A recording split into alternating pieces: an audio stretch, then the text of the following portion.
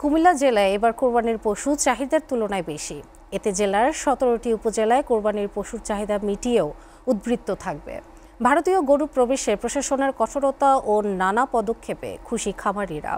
ভারতীয় গরু দেশে প্রবেশ না করলে হাটে ন্যায্য মূল্য পাবেন বলে আশা খামারিদের। কুমিল্লা থেকে রকিবুল ইসলামের পাঠানো তথ্য ও ছবিতে ডেস্ক প্রতিবেদন।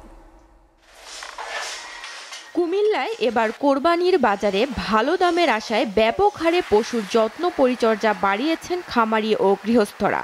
অনেক খামারি ইতোমধ্যে গরু বিক্রি শুরু করেছেন। অধিক সংখ্যক গরু জেলার বাইরে বিক্রির উদ্দেশ্যে অনেক খামারি অনলাইন প্ল্যাটফর্মও ব্যবহার করছেন।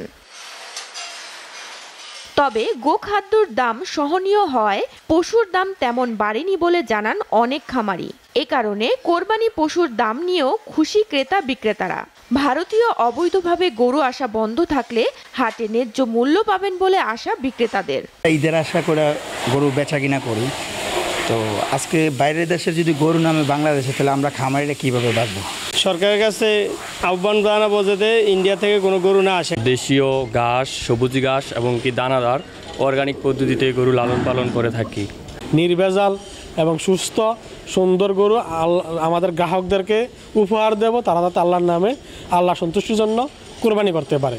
কুমিল্লায় চাহিদার তুলনায় পশু বেশি থাকায় চিন্তামুক্ত থাকবে কুমিল্লাবাসী। এছাড়া সীমান্তবর্তী জেলায় ভারত থেকে অবৈধভাবে যাতে কোনো পশু আসতে না পারে সেজন্য কঠোর নজরদারির কথা জানিয়েছেন প্রশাসন। কোনো অসুস্থ গরু কিংবা কোনো ধরনের সন্দেহ হলে যে কোনো ক্রেতা আমাদের সহযোগিতা নিয়ে সেটা কিন্তু আপনারা কিন্তু সুন্দর করে করতে পারবেন।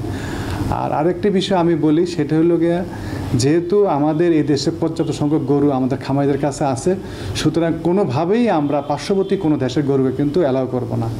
জেলায় এবার কোরবানির জন্য 2,60,752টি গবাদি পশু রয়েছে। এর মধ্যে কোরবানির চাহিদা 2,37,586টি।